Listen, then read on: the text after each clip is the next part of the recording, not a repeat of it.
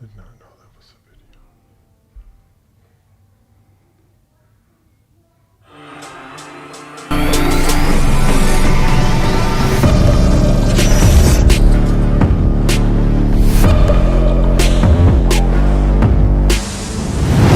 Hello, welcome back. And this is not Groundhog Day. You did see us earlier with the Exchange podcast live. Had some technical difficulties and we had to come back, take the original down and start trying to do that again. And give us just 1 minute and just having some issues here.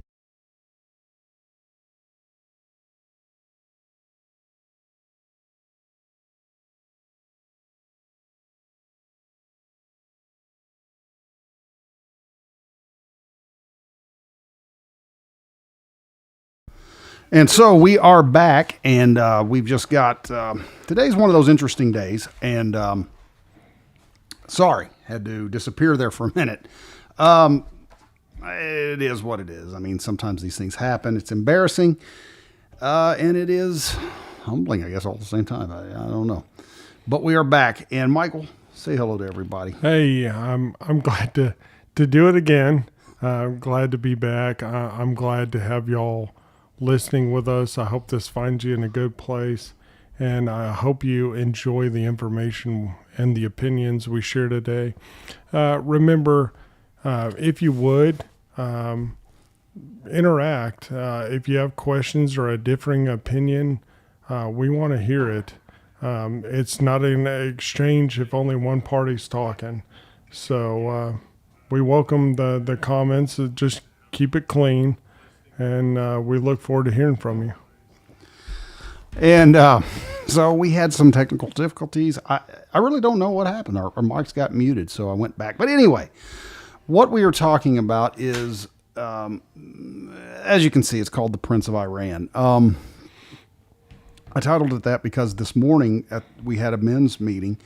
And Michael, just kind of talk to us about what that was. Well, so we discussed the forces that act upon humanity and their implications in spiritual warfare. So we opened with, I don't think anyone who exists would argue that there are forces that act upon us that are outside of our control. And, because you'll get people who say they're atheist or agnostic who don't acknowledge God, but they acknowledge gravity. Yeah. They acknowledge the nuclear forces. They acknowledge the other things that we take for granted. If those didn't exist in such a finely tuned manner, we would not exist. So the thing I find fascinating about the laws of nature is they are not physical. They act upon the physical. And they don't change. No matter where you go in the universe, gravity doesn't miraculously alter. So it is not physical. It acts on the physical. And, the laws of nature were in place before the formation of our universe. If they were not, then the universe would not have formed in the manner that we see or that we can observe. So what that means is that these forces exist outside of the physical, and they exist outside of our concept of time. So they're neither physical nor bound to time. I mean, if that doesn't show you God, I don't know what does. And that's something that we can all agree on, no matter your stance on any particular religion. We all agree that we're subject to gravity. Go jump off the curb, you'll feel it pull you down. However, there are forces beyond that act on humanity, both good and evil, which is what we're going to get into shortly. Yeah, so in Romans 1 and verse 20, he says, the invisible things about him, his eternal power and deity, have been clearly seen since the creation of the world and are understood by the things that are made, so that they are without excuse. because although they knew God, they did not glorify him or give thanks to him as God, but became futile in their imaginations, and their foolishness were darkened. Now, if you go on and you read the rest of that chapter, it's talking about how that he gave them up to their own, basically to their own destructive thoughts. He turned them over. And one of the worst things God can do to us is turn us over to ourselves. And so Paul is saying there that God reveals himself through nature. And this is one of the prime examples, and you just mentioned it, and that is gravity. So what it is about, what I want to kind of discuss today is, obviously, I mean, we see what's going on in the news with Iran. We see that they are talking about attacking Israel again. They've kind of been they've been threatening that for a while, and I think that a lot of it does have to do with the current administration that's in office, and the possibility that, if the polls are to be believed, I don't exactly. I'm not someone who says, well, I believe the polls, 6-8 weeks ago when he was 20 points ahead of Biden, and now that, it looks like she's pulling ahead, I don't believe them.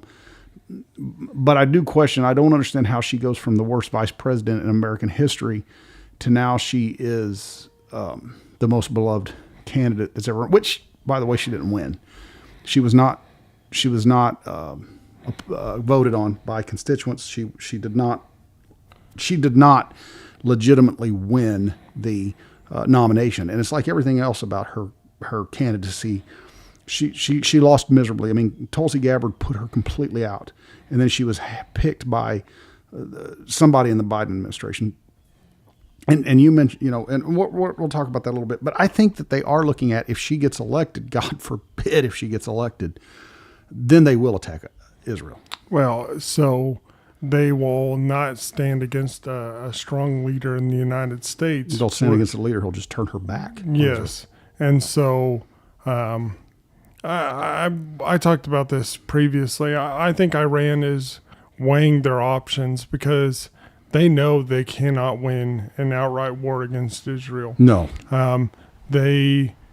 But they want to save face. They don't want to look weak on an international level. Yeah. They don't want other nations looking at them and thinking they don't want to be perceived as a pushover. So they want to retaliate, but they're trying to figure out that middle ground where they can retaliate but not basically cease to exist. And so that's why you haven't seen an attack yet, because they were like, oh, we're going to retaliate. And now they're really thinking it over. If they're smart, they will not attack Israel. Because here's what they're ultimately going to be up against. If Israel realizes that America is not going to, if Israel realizes that America is not going to come to its aid, Israel is going to have no other choice but to protect itself to the best way of it can, and it's not going to stand for attacks coming, from Hamas and coming from Iran. I don't think they will use nuclear weapons, but they don't have to. They've got superior firepower. They could cost Iran a lot more than Iran's thinking. One of the things the United States does, it's not that we protect Israel, we protect the Middle East. I don't want to say that. We can kind of, because the other day, today's Saturday, I think Trump's press conference was Thursday. And they asked him, they said, have you talked to Prime Minister Netanyahu? And he said, I have. And he said, I told him, look, win your war, but get it over with quickly with the least amount of devastation as possible. And every time he talks, he's always talking anti-nuclear because he understands the dangers of nuclear. And one of the things that on Monday night, Elon Musk and Donald Trump had their interview, and he talked about it then. Of course, the media's tried to spin that and tried to say that, Trump and Elon were saying that what we did at Hiroshima and Nagasaki were good, but that isn't what they were saying. They were saying that while that was devastating, what happened there, we were able to figure out a way to utilize nuclear energy to where now it's good. And nuclear energy is cleaner, it's safer, and it's better. And it's more cost effective than the new green energy deal that Kamala's trying to push through, which would be completely devastating for the United States, and not just the United States, but the world around. But with that said, one of the things that we talked about this morning, it's easy to get upset at one side or the other politically, but you have to understand that it's not actually them. We read out 2 Corinthians 10, 3-5. For though we walk in the flesh, we are not waging war according to the flesh. For the weapons of our warfare are not of the flesh, but have divine power to destroy strongholds. We destroy arguments and every lofty opinions raised against the knowledge of God, and take every thought captive to obey Christ. I said this first time, and I'm going to say it again now that I know everyone can hear us. As the host of this podcast, I have a responsibility to make certain that everyone understands I do not advocate for violence. So this scripture is not talking about physically, rulers such as presidents and different people of that nature. It is talking about that. It is talking about the spiritual realm. And go ahead and fill us in on that. You talked about that this morning. Yeah, well, so there's a whole level of warfare, what we call spiritual warfare, that is going on in a realm outside of what we can readily perceive. Okay, we live in the the third dimension. Yeah. If we were sheets of paper and we lived essentially in a two-dimensional world, we would only see a sliver of the world around us. I mean, you and I can observe this entire room. Yeah. I mean, we can walk outside and observe the trees. If we were a sheet of paper, what could you observe? Yeah. So what you have to understand is that God and the angelic beings operate in a plane that is higher than ours. They're not bound to the same restrictions, shall we say, that we are. Yeah. And there are good and evil forces. Yes. And a lot of times what you see is humanity will either accept one or the other. Right. And you see the effects of that on people. And we know, given what the Bible says, that there's a hierarchy, just like God has a hierarchy. Yeah. He sits on the throne. Yeah. And he delineates power down, like Michael is one of the chief princes. Yeah. We have all of the archangels, and then it works its way down. Satan is no different. He mimics everything God does. So you have fallen angels and demons. We know that 1/3 of all the angels fell when Lucifer was cast out of heaven. And that they roam about the earth. And we know that they act upon people. So a lot of times we will see human behavior or the human plight acted upon by these angelic beings or spirits, as we call them. And so there's a whole level of warfare that occurs just outside of what we can readily perceive. Yeah, and you mentioned about God has a hierarchy, and the scripture that we read, he talks about rulers and in heavenly places, and Paul talks about in another place, he says that all authority comes from God, and those that are ruling because of him, and God has placed them there. And in Daniel chapter 2, Nebuchadnezzar has a dream, and the dream is considering a statue. And so none of his soothsayers, none of his diviners, or anybody that's in the witchcraft realm can do anything to interpret it. So Nebuchadnezzar's about ready to put them all to death.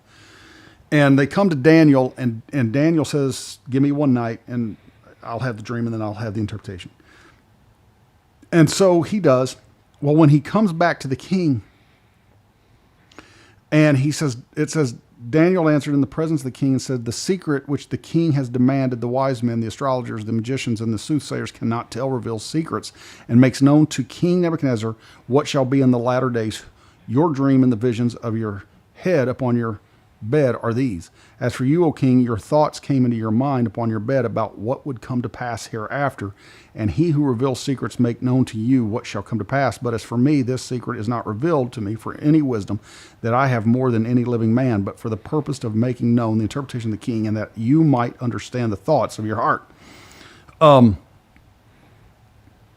And you know, one of the things that he does is he does not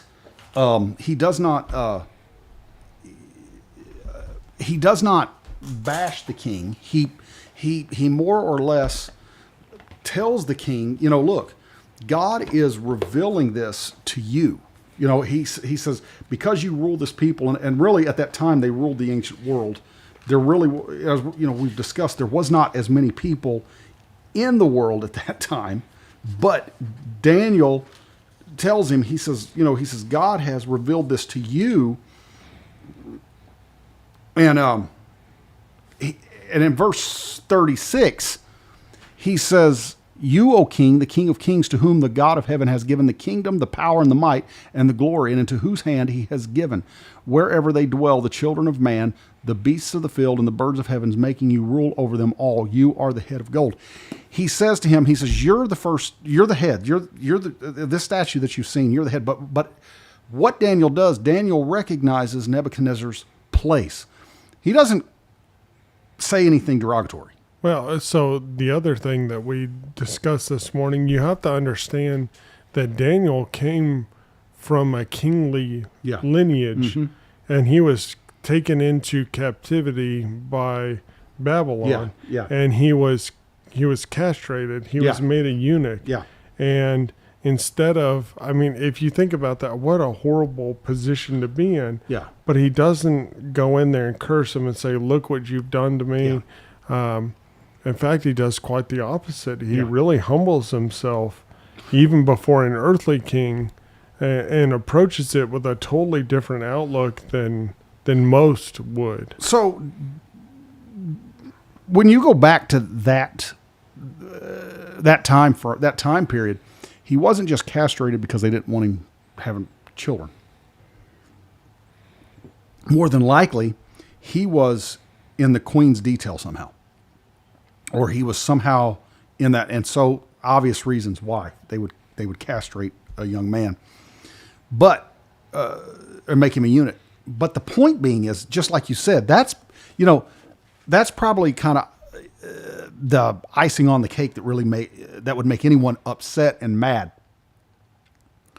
But Daniel doesn't get upset and mad, because any one of us would be upset if we had been taken from our homeland just as he had been, and he does not. He simply just submits and surrenders to what the will of God is, and this really became because of a siege. And chapter 1 and verse 8 says, this is how Daniel does it.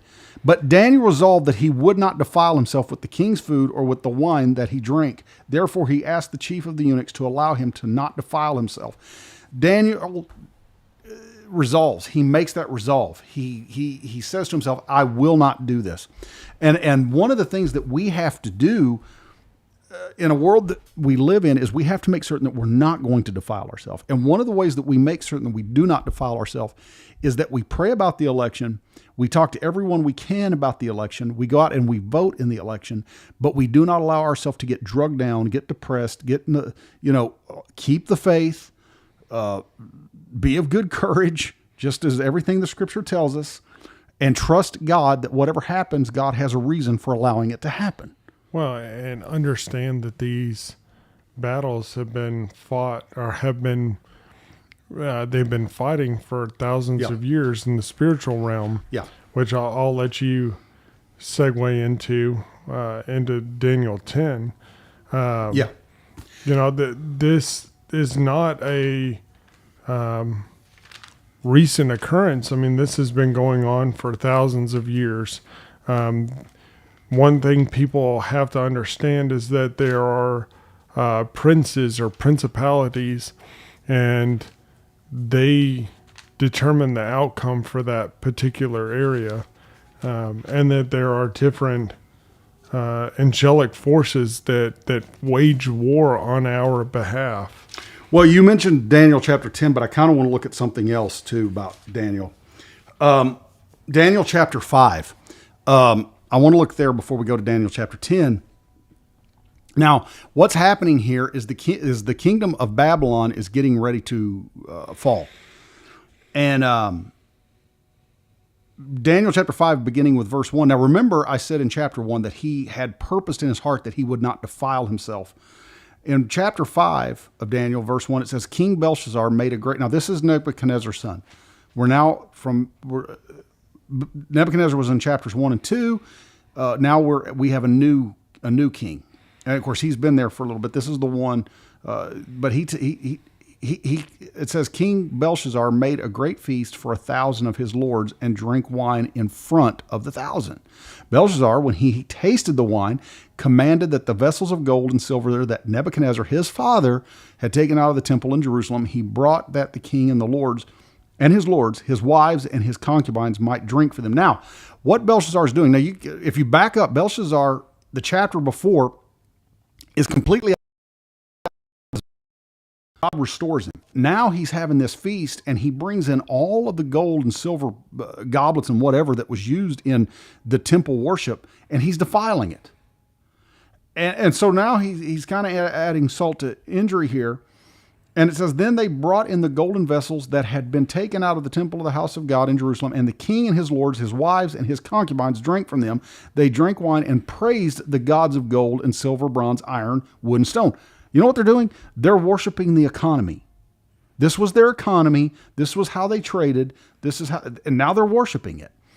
And so verse 5 says in chapter 5, immediately the fingers of a human hand appeared and wrote on the plaster of the wall of the king's palace opposite the lampstand, and the king saw the hand as it wrote.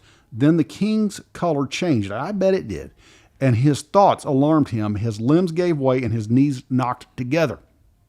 Now, again, he brings everybody in front of him, and he says, I will give a golden chain, and they will be second to me in the kingdom if they can interpret this. Again, no one can interpret it.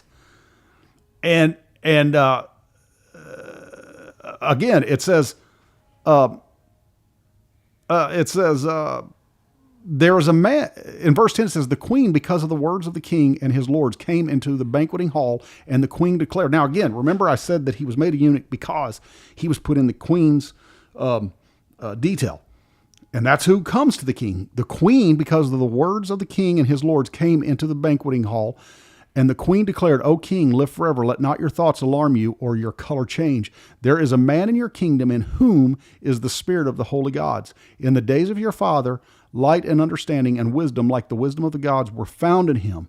And King Nebuchadnezzar, your father the king, made him chief of the magicians, enchanters, Chaldeans, astrologers, because an excellent spirit, knowledge, and understanding to interpret dreams, explain riddles, and solve problems were found in this Daniel, whom the king named Belshazzar. Now let Daniel be called, and he will show the interpretation. So he does. He goes in and he interprets it. So the point being is, where's Daniel? Daniel is not with the socialites partying. Daniel is somewhere else doing what is customary to Daniel, and that is resolving in himself not to defile himself. So he's not defiling himself. So God's able to speak to him. This is how we get through certain things that go on in life, is we do not permit ourselves to be defiled by the things that are going on. And then we go on over to Daniel chapter 10. And when we get to Daniel chapter 10, and I believe it is verse 15, we get there and he says, when he had spoken to me according to these words, I turned my face toward the ground and was mute. And that is not where I wanted to, right here. I wanted to read verse 20. Then he said, do you know why I have come to you? But now I will return to fight against the prince of Persia. And when I go out, behold, the prince of Greece will come. But I will tell you what is inscribed in the book of truth. There is none who contends by my side against thee except Michael, your prince.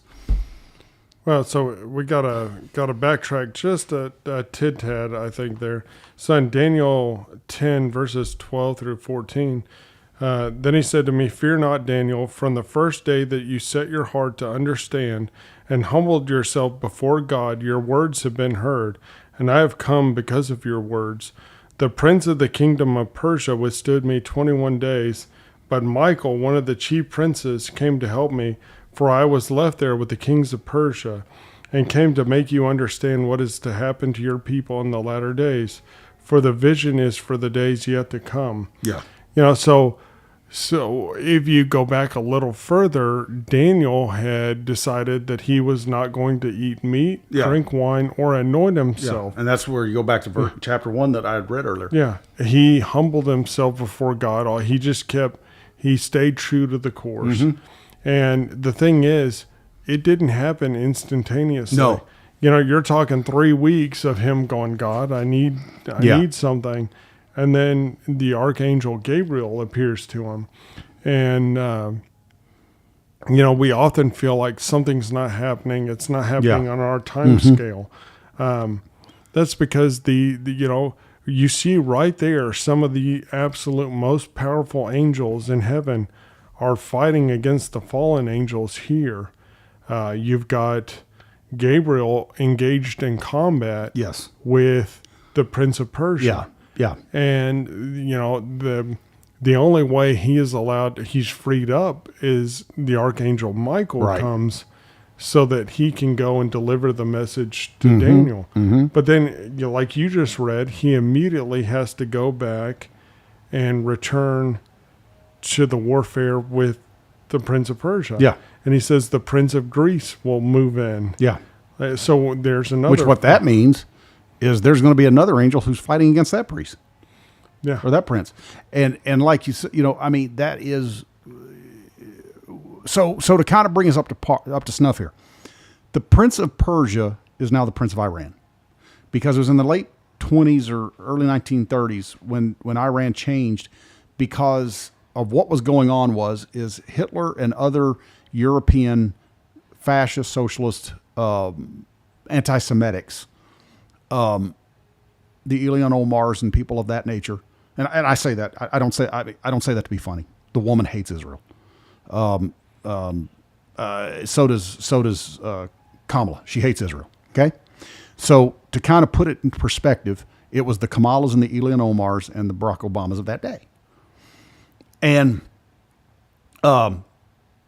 they went to Israel. They went to the Middle East. They knew that Israel was going to try to leave Europe and go back to Israel. Now, remember, God has said Israel will come back together as a nation. 1947, they come back together as a nation. But Hitler tries to stop that. And so he goes over there and he starts trying to work all of these different, basically, networks, if you will, political. He starts garnering relationships with all these other countries in order to stop Israel from doing that. Yeah, well, and in their words, to search out the root of the Aryan race. Yeah, this I don't know, mythical birthplace. Yeah, and so they go and they start forming these alliances and really trying to play off of what happened post World War I, where the Ottoman Empire was split up. Yes. And so they go over and Persia changes its name to Iran, which just means land of the Aryan. And they do it in order to try to get an alliance, a political alliance with Germany. And so that prince is still there. It has not changed. So the hatred for Israel is still there. They still want to destroy. Now, God tells Abraham, he says, basically to put it in jest, whatever someone does to you and your offspring, I'm going to do to them. Well, Persia permitted a remnant of Israel to return back to Israel. Well, Iran is just a remnant of that former Persian Empire, which will, as you said, it will never return back to its former glory. No, their time has passed. Yeah. But they're allowed to continue in this diminished capacity. because God has allowed them to. Yeah, and he's going to keep his word, and that's the reason that. But they do want to attack. So make no mistake, it is still a spiritual battle. And just as we read, I'm going to read again out of Ephesians 6:12. For we do not wrestle against flesh and blood, but against the rulers, against authorities, against cosmic powers over this present darkness, against the spiritual forces of evil in the heavenly places. Notice he says cosmic powers.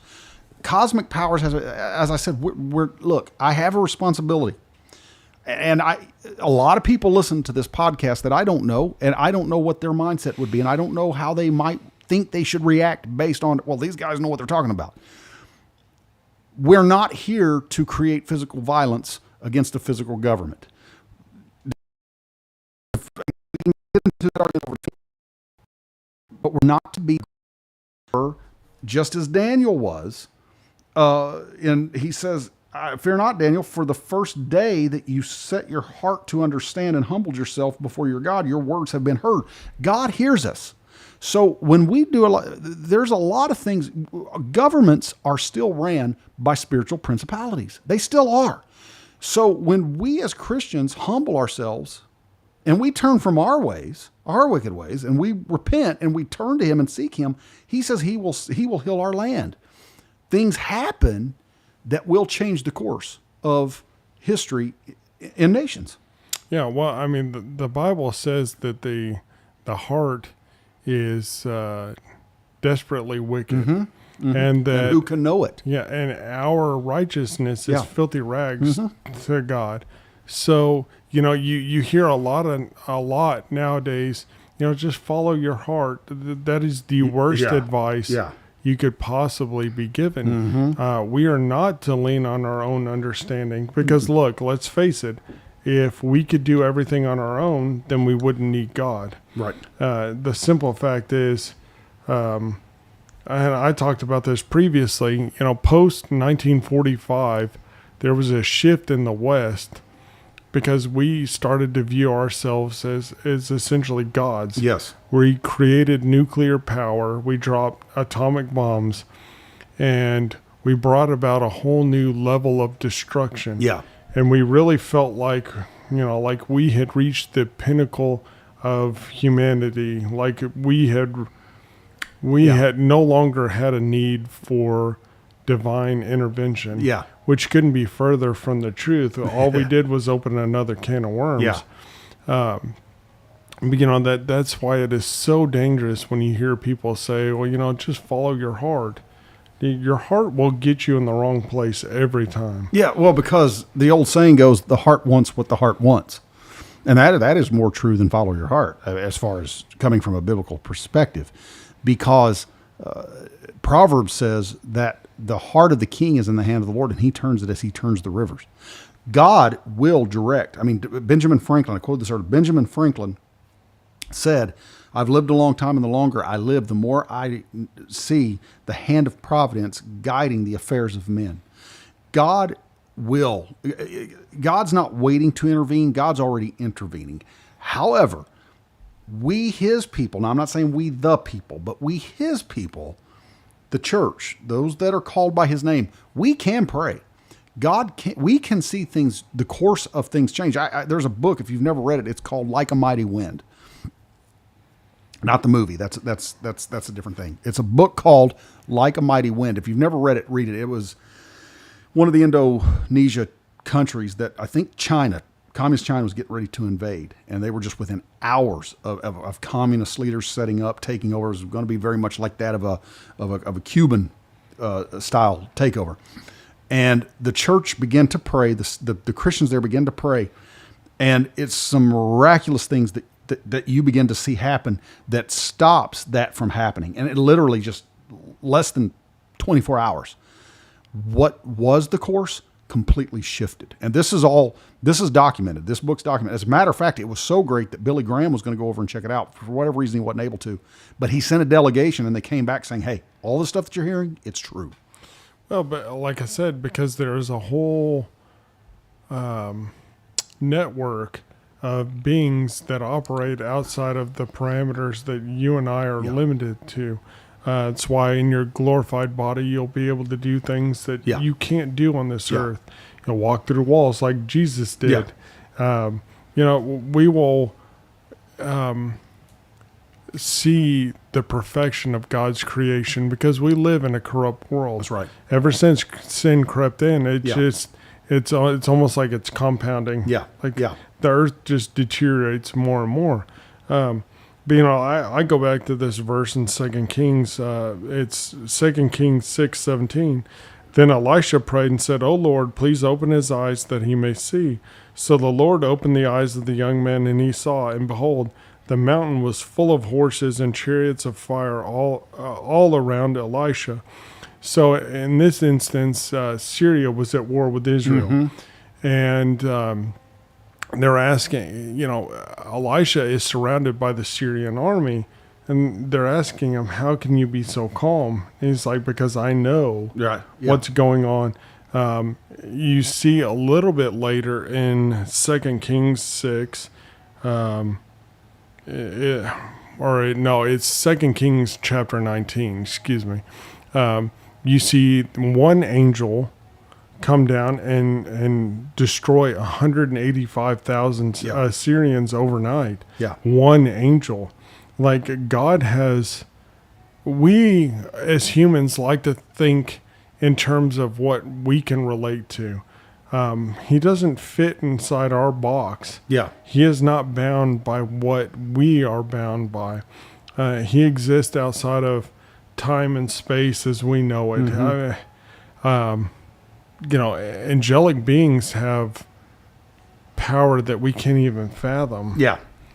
I mean, one angel taking on 185,000 men, And there's a lot of situations like that you read about in the Old Testament. Oh, yeah. There is a spiritual war, and there are spirits that act upon people. You talk about the spirit of depression or anxiety. You'll have people that'll tell stories, and they're like, I could just feel a shift in the atmosphere. Well, that's why. There is something that you can't see that's acting on you.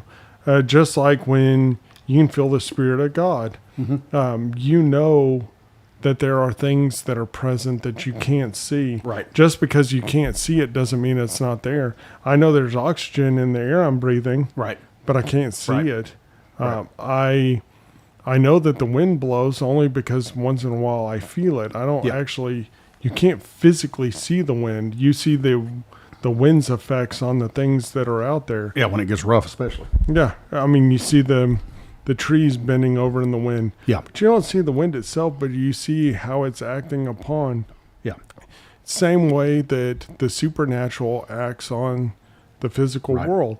You don't see it, but you see the effects of it. And we see that going on in this country. We see one of the reasons why we have a political left. I don't always use the word Democrat because I'm not just anti-Democrat.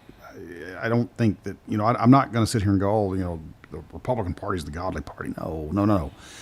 But the political left are the party that supports all of this stuff that is, anti-traditional. But really what it is, it's anti-God, because God is the one, the traditions that we observe, the marriages, the child rearing, one man for one woman, man and woman. Look, if you're homosexual, if you're gay and you're living with a gay partner, okay, fine. But what I don't want you doing is I don't want you going into the schools, and I don't want you touting that. Meanwhile, telling somebody that, no, you can't invite people to a youth event at your church because that's separation of church and state. Okay, first off, quit getting scared into separation of church and state. That doesn't exist. That does not. The whole purpose of that was to ensure the Danbury Baptist that there would not be a state church. That was it. But it was never meant to keep the church out of the conversation in the public square. Well, people misconstrue that all the time. The separation of church and state was simply to ensure that the church could operate freely without government intervention.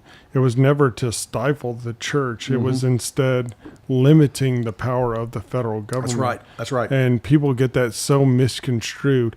And it has been, people have purposely misconstrued it to lead people in the wrong direction, Yeah. just like the fact that we don't live in a democracy. Yeah. We are a constitutional republic.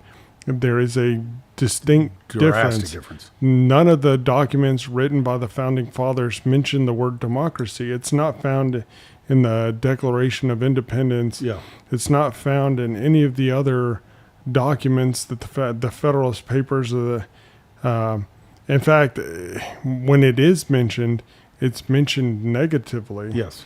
But, things have been so misconstrued, which, going back to current events, we talked about Harris's selection as the presidential candidate for the Democratic Party. Yeah. The party that touts themselves on protecting democracy has appointed someone who never received a single vote. That's right. You have actually subverted the very foundation of political selection in this country. Yeah. That's why you have primary elections, so that the people can choose which candidate they want to run. You've completely undone that. Well, you said on our muted version of this that they've become the party of identity politics. Yes, I mean, here's the thing. I've discussed this before. I believe that if you are the most qualified person for the job, you deserve it. Yeah. That doesn't matter how you, if you're a man, a woman, or what your ethnic background is. That's all irrelevant. I simply want someone who can do the job and do it well.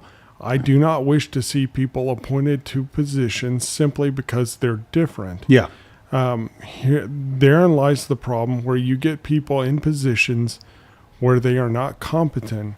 And when you're talking about the highest office in this nation, I want to make sure the most qualified person is running the show. Yeah. The Democratic Party has become so hung up on making sure that they're the first to do this or that they've lost sight of what's actually good for the people. They just want to push someone through just to say, we're breaking a barrier. Well, that's fine to break barriers, okay? Yeah. But we saw that with Obama, right? And what we got was someone who told us what he was, a community organizer. And if you don't know what that is, go read it. They're exactly what you're seeing going on in the country is exactly what a community organizer does. And he created the chaos. I mean, he said, we're 5 days away from fundamentally changing America, and then Donald Trump happened, and that set him back. That's why they're desperately trying to keep him from being elected now, because he doesn't play ball by their rules. He doesn't have to, and that is one of the reasons why that so many. I mean, they don't understand what makes MAGA MAGA. It's not because we're, a bunch of right-wing radicalists who hate everybody. In fact, we're the opposite.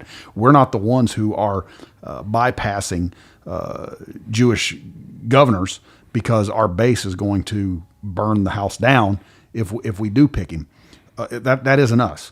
Yeah, so what you're referring to is Josh Shapiro. Yeah. So they basically sacrificed their chances in Pennsylvania simply to appease. Here's the thing about the current state of politics is that you have the Democratic Party, which is catering to the far left extreme. Yeah. If they took a much more moderate stance, you would see a lot more reception. But the problem is, the more they polarize themselves, the further they move on the political scale, the more they alienate the average person. Yeah. And we're seeing that. It's become so radicalized, for lack of a better term. I mean, just going straight in the face of the founders or what this country was intended. Just flying in the face of it, almost for the sheer shock factor. Right. And that turns a lot of people away.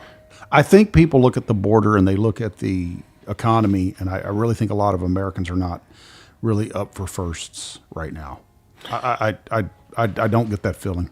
Well, I mean, the top two issues, it doesn't matter who does the polling, the economy is the number one issue amongst American voters, period, on both sides. People vote their wallets. We've always heard that. Yeah, on both sides. And then the border is the second. Mm-hmm. So what I would posit to our listeners is to go and look at the track record of both candidates regarding those two issues.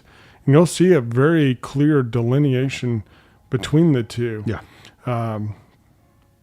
Go back 4 years ago to 2020 and look at interest rates, the price of fuel, the price of groceries, look at immigration. Yeah. It's vastly different. Yeah. And I'm not completely convinced that this country could withstand another 4 years of deterioration at the magnitude we're seeing now. No, absolutely not. People want to say, well, America is bigger than any one president. Well, there is a truth to that, absolutely. But yes, presidents come, presidents go. But what doesn't are agendas, and what doesn't are the agendas and policies, and those stay, and that is where I think a lot of times when we look at certain things and we're going, hey, wait a minute, why are you so dogmatic about not seeing her elected? Because of the fact that you can look at her track record. I mean, she kept people in prison longer than they were supposed to be there. She turned the Department of Justice against a journalist who basically dared to question certain policies of hers, considering education and different things. She has been behind using the Department of Justice to, go look at, there was a Zoom call where that she has been a part of using social media texts in order to ban people off of social media platforms. Well, there was a whole congressional investigation into the role that the federal government was playing with the distribution of material on social media. And they were having, I don't remember, I wish I could remember now who they were interviewing, but they asked, has, the federal government been in contact with, Facebook and Google and these other, it's not a matter of if they have, it's how much and what were they told. Yeah. Part of the problem, it's just like what you're seeing with the attempted assassination of Trump, is there are so many levels of bureaucracy that it's hard to cut through all the unnecessary rhetoric and people, because what's happening is, they want to conduct this investigation, but when they go and try to talk to the director director goes, well, I need to refer to this person. And then it's so, the waters are so muddied, you can't get a clear answer. Yeah. We're in dire straits. Yes. As far as accountability, there needs to be a way where, if Congress can't get an answer, we're sure not. The American people will not. Right. But we know for a fact that they were doing it to alter the election. Yeah. It didn't work. We see time and time again, I talked about it before, but Nancy Pelosi talking about how they run a smear campaign. Yeah. So, they run the smear campaign. I'll see if YouTube will actually allow me to post the links. Yeah. But, there's a video where Nancy Pelosi's doing an interview, and she's giving away all the plays in her playbook. She said, first we'll make something up, and then we'll leak it to the media. Yeah. When the media runs it, we'll say, well, look, the media's reporting it. It's got to be true. Yeah. And then, she said, well, capitalize on it. And she called it the wrap-up smear. So they tried that. That didn't work. So they tried all these indictments. It's absurd. Yeah. 130 something indictments. I mean, come on. So then they try that. That doesn't work. So then they try to take him out. Yeah. It was the next logical step. When what you're doing is not working, they just ratchet it up a notch. We know that this has been done before. There's no ifs, ands, buts about it. There have been elements within the government that were involved in prior assassinations. Yeah. Kennedy is a prime example in 1963. There are powers at play that we can't even begin to fathom. Yeah. Both in the human world and That's right.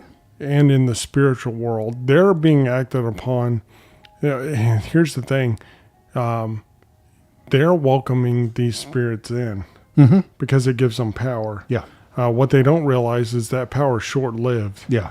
And that there's a consequence for what they're doing. Yeah. And what they're accepting. But in the short term, they appear to make a gain.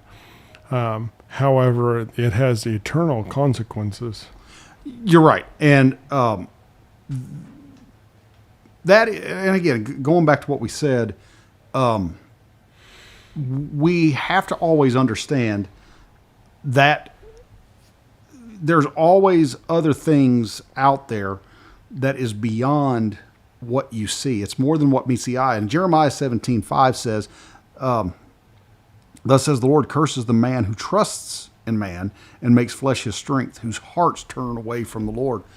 And one of the most very tempting things to do is to look at a politician, regardless of who they're running for, and say, oh, that's who my trust is in. However, you do have to, and especially in a country like ours, you do have to look and go, okay, this guy's running on this policies or she's running on that policy. Can I vote for them? Can I not? And you have to make your decision. And that's not putting trust in men.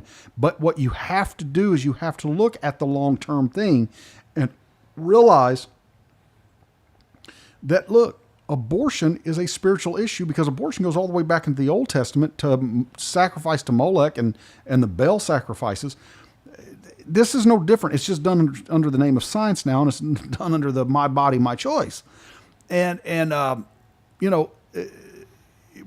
when you have a political party or political candidate who wants to say that a vice presidential candidate who believes in traditional marriage and traditional family values is weird, I'm sorry. I don't see how you vote for that. Well, I just find it ironic that the side that has all the people with the multicolored hair with the million facial piercings that doesn't know which bathroom to use thinks that that's weird. Yeah. Like, well, the Bible says that right will become wrong, and wrong will become right, and up will be down, and down will be up. Yeah. We're just seeing that. We're not at the very end, obviously, yet. And, of course, none of us know when that's coming. Yeah. But we can see that we're trending in that direction. Yes. Things that absolutely would not be accepted even 10 years ago Are now accepted. or pushed. There is a push to polarize children, which... they're indoctrinating children from a young age. The way I always viewed education, without getting too far off here, is that you should be able to educate someone to think critically. Yes. But you could do that without revealing your political stance. You should be able to say, here's the list of occurrences, here's the list of facts. Now determine what you think of it, not... just shoving things down their throat. Yeah. And one of the things I found in college was you had to be cognizant. Now, I would debate quite often with the professors, but you had to be cognizant of the fact that they held your grade in their hands. That's right. And, like, how far do you want to push it? And do you need this class? Yeah. Because I had to drop some because I did too. I just couldn't see eye to eye with the teacher. They were so far out of the realm of reality that it was just, I couldn't risk, failing the class because we had a differing opinion. Yeah. But, when you teach an English course, no one should know which political candidate you support. It's irrelevant to the discussion or the material being taught. Go ahead. I was going to say you can see the spirits moving in college campuses. Look at, how radical things have become there. Institutions of higher learning has never been more of a joke. Well, you see, the Bible tells us, it says that all authorities, and it says those that bear the sword do not bear it in vain. And that's talking about law enforcement. And there's a recent documentary that and Netflix is one that I'm just about ready to get rid of it. I'm about done with it because everything that comes across there is anti-police, anti-traditional. I mean, even some of the stuff that's supposed to be fair is not quite fair. And they did this documentary called Innocent Man, and I think it was John Grissom who wrote the book. And it's about and I'm not saying that this is not right. I'm not saying that maybe what they're saying is not right. It's just you understand what the general overall, and it's about a town, Ada, Oklahoma. And what happens is 4 men get arrested, and 2 of them end up getting released because they found out that the OSBI, which is Oklahoma State Bureau of Investigation, the OSBI and the local police there in Ada had basically worked in tandem, and they pinned the murder on 2 of the guys and got them to confess to the murder that they didn't commit. And then as years went on, DNA exonerated them. Well, there's another 2 men that's in prison who were also in that same town and who claim that same thing happened. And it very well could have happened. I'm not going to say that there wasn't some corruption going on. But at the same time, you're going, is this just documentary for entertainment purpose, or is this documentary because it really does go back to Kamala's defund the police movement, which is what I think it is. Well, or it should be quite obvious, the political leanings of Google and Netflix, all these Facebook, all these major distributors of social media or entertainment are all left-leaning. Yes. So they espouse these ideals. People do not understand the average police budget. 80% of the money that is allotted to a police department simply goes to pay the officers. That's just to keep it staffed. Yeah. The remaining 20% is for vehicles, for radios, for training. Yeah. When you defund the police, you either have to cut the police force down. Yeah. So now you've got even less cops, so your response times go up. They're overworked, they're more stressed. Or B, they have to cut vehicles funding, so they're not getting the training, so they're not as well versed. They don't know the latest tactics. They don't. The thing is, it's counterintuitive. However, it may not seem on the surface, but when you do that, you're just creating a worse situation for everyone. The police often get the short end of the stick. I argued with a doctor one time because he espoused the same ideals that a lot of these people on the left go around touting, that you just go around and kill unarmed black men. And so I said, okay, well, at the time there were roughly 800,000 police officers in the United States, making over 3 million contacts a year. Yeah. Out of those 3 million contacts, how many people were killed? At the time, it was just under 1,000. Out of those the 1,000 that were killed, only 4 or 5 were unarmed. So, and I said, well, how many medical doctors are there? You can Google all these. Right. Google how many medical doctors there are. There's roughly 1 million medical doctors in the United States. how many people die to medical malpractice every year. Look it up. The low number, the estimation is 250,000. 250,000 people die every year due to medical malpractice. That's insane. So I told him, I said, you're far more likely to kill someone than I am.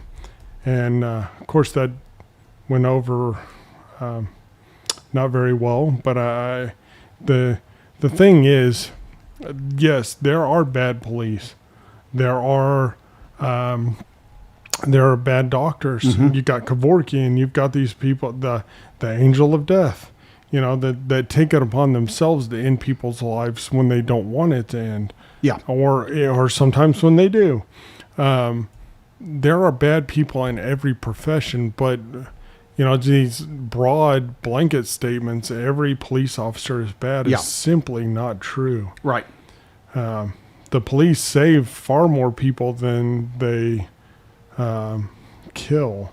Absolutely. Well, there are going to be far more good police officers than there are bad. I mean, and I would even say that the same thing about perhaps the. I would even say probably the same thing about the FBI. As much as everyone who listens to this knows I'm not a fan of the FBI, but there's still a lot of good people, I think, that are probably still in those ranks. But again, going back to, there is a reason why they want to defund the police, and they want to make everything so central, because once it's, as I said last week, if you want to know what centralized government looks like, just go sit down at the DMV and go get your tags done. Look and see how aggravating that is. And they want to get rid of local law enforcement. And so we already know that Netflix has dumped tons of money into the Kamala's campaign. Look, I'm always going to be I know it's human nature. Part of what is human nature is, Paul tells us that who we lend our members to is who we become slaves to. And when a person wants to rule and have authority, complete, total authority over someone else, that is not the Spirit of God. That is that really is demonic at its core. And so when they want to start taking away the law enforcement at a local level, and they want to start replacing it, well, what are you going to replace it with? What does that look like? Kamala said, well, let's reimagine the police. What are we reimagining that to exactly? Well, it'll be like the Stasi in East Germany, Yeah. where they're just a political extension. Yes. You're seeing that firsthand here. Yep. The things that people said would never happen here Yes. are happening. Mm-hmm. Or like if you want to go back to the 1930s in Germany, the Gestapo, where the police force is so politicized that anyone who offers any kind of dissent is rounded up and either executed or sent to a camp. And that's extremely dangerous when the party in power is in direct opposition to your beliefs. Yes. You put yourself in a very precarious position. That's right. Part of the reason they want to get rid of local police is because how many sheriffs came out and said, we won't enforce these laws. Because for those that are not aware, the sheriff is the highest form of law enforcement for, what the sheriff ultimately decides for a county supersedes what a police chief does for a municipality. Sheriffs are elected officials. Police chiefs are appointed typically by the mayor. Yeah. And all these sheriffs are like, we're not going to enforce these laws. They're unconstitutional. Yeah. And so that's in direct rebuttal to what the federal government wants. Yes. So, you see the problem there because they want to hold all the power. They don't want to allow these local police to have any say. Right. And so, what like I said, you be careful what you ask for because you just might get it. And a nationalized police force will become politicized by whatever party's in power. And you better hope you're on the right side or your life's going to be miserable. Well, that's exactly right. And when you decide that you're going to give all government, the thing goes enough to take What you want. what you want is big enough to take it away. Yeah. And there's people sitting up through there, all the way from your local, all the way straight to your federal, that would love nothing more than you to put your trust in them to protect you. And while governments governments are ordained by God, just as I read out of Jeremiah chapter 17, it is a curse to put your trust in man. We honor, we respect, we pray for those that are in those positions, but we don't put our trust in them as our saviors, because see, that's what's going to happen during the tribulation. People are going to put their trust in the Antichrist, and it's going to cost them when they do.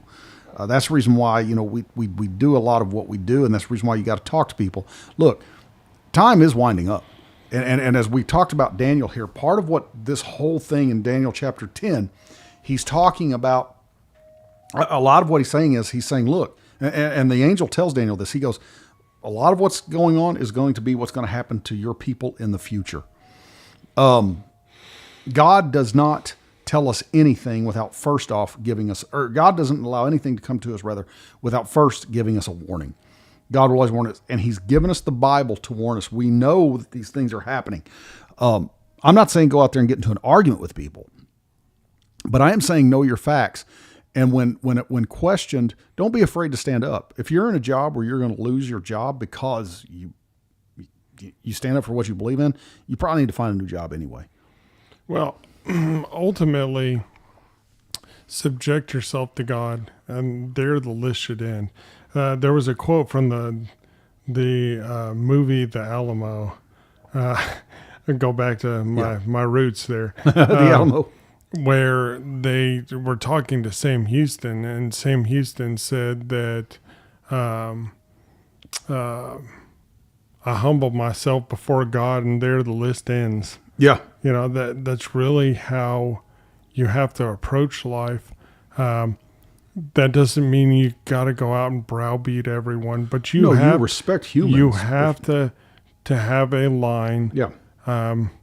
Just like William Travis at the Alamo, here's the line: all those that wish to remain, step on this side. Any that don't, you have to have a line that you draw, and you're not willing to give. Well, you've seen the movie Band of Brothers, I'm sure, and he says in that movie at the very end, he has surpassed.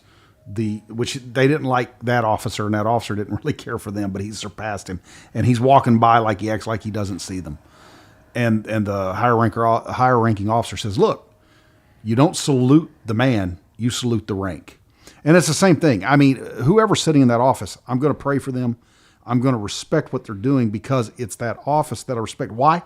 Because I'm not humbling myself to a human, I'm humbling myself to a position that is ordained by God. I humble myself. When I humble myself before God, then I want to be humble and serve other people. But we don't humble ourselves to other humans. But in our humility, we do serve other people. And that is the difference. Yeah, I mean, you have to stand strong regardless. I mean, that's what God tells you to do. You don't just blow with the wind. I like the very start of Ephesians 6:13, where it says, "Therefore take up the whole armor of God, that you may be able to withstand in the evil day, and having done all, to stand firm." Yeah. It doesn't say to give or to relinquish or to stop. You are to stand firm. Yeah. Yeah.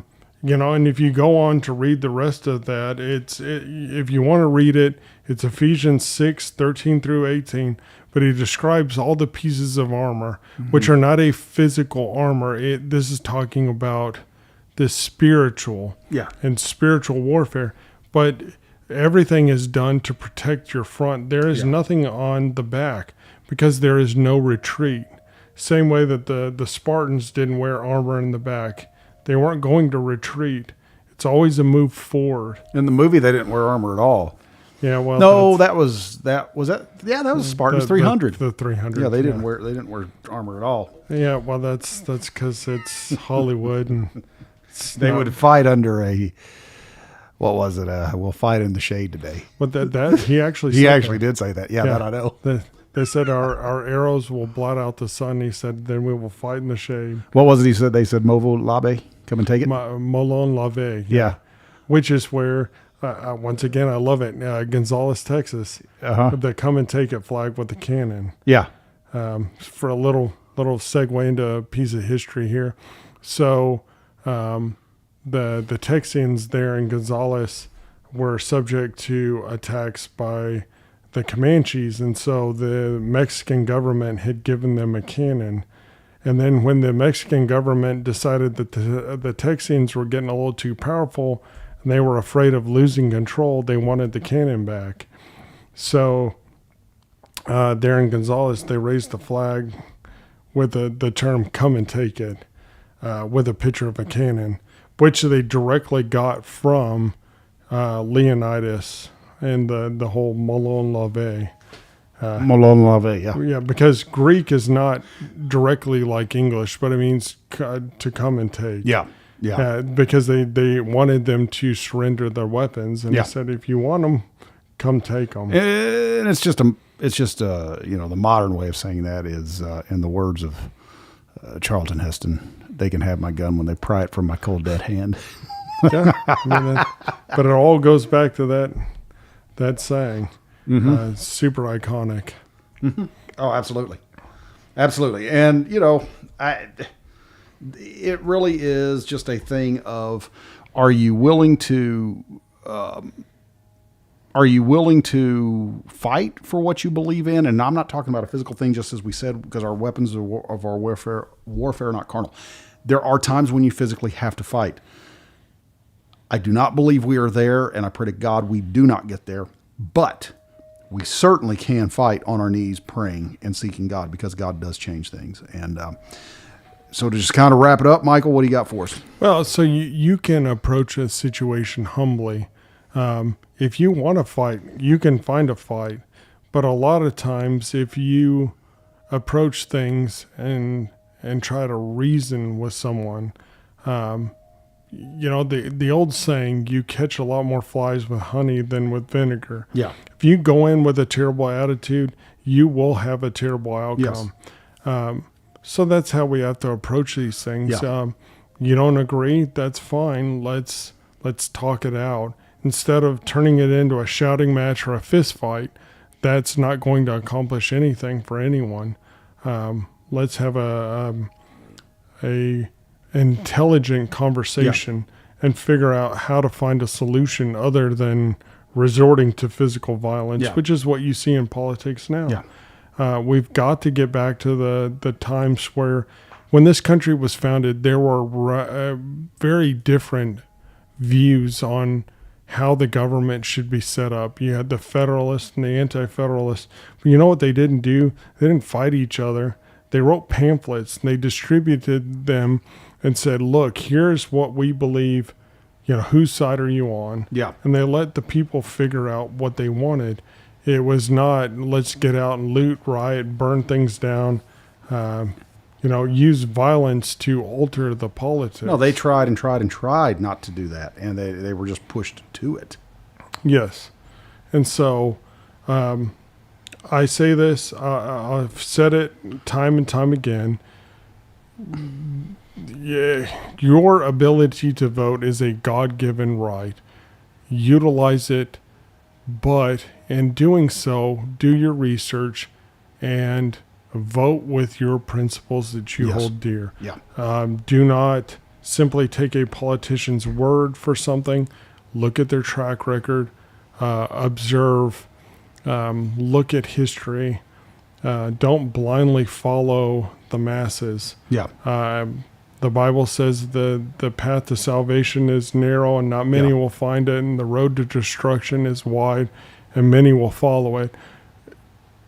Don't get yourself sucked into the fervor of certain politicians. Ultimately, you don't answer to them. You'll answer to a sovereign God. That's right. So keep your eyes on the ultimate goal, which is getting there.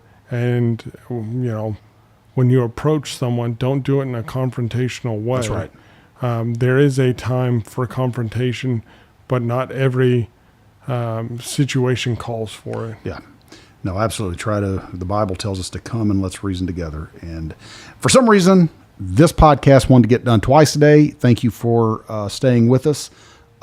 Again, like, subscribe, share, tell your friends about us, join the exchange. We want to hear from you. Have a good weekend. See you next week. Be blessed.